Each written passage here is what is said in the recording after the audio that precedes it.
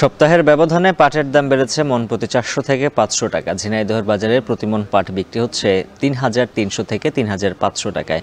এ নিয়ে শৈলকুপা নতুন বাজার পাইকারি পাটের হাট থেকে আরও জানিয়েছেন সহকর্মী আব্দুর রহমান মিল্টন।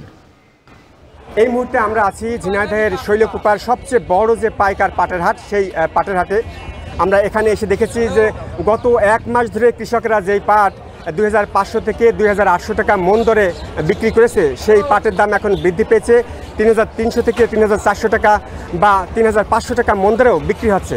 কৃষকেরা বলছেন যে পাটের এই দাম বৃদ্ধি পাওয়ায় তাদের উৎপাদন খরচ উঠবে। পাইকার ব্যবসায়ীরা বলছেন যে বাজারে পাটের সরবরাহ কিন্তু কিছুটা কমেছে।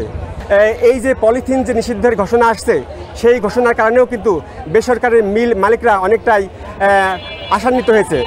তারা আগ্রহ দেখাচ্ছে পাট ক্রয়ে, ফলে পাটের বাজার আরও বৃদ্ধি পাবে বলে কৃষকরা পাইকার ব্যবসায়ীরা জানিয়েছেন।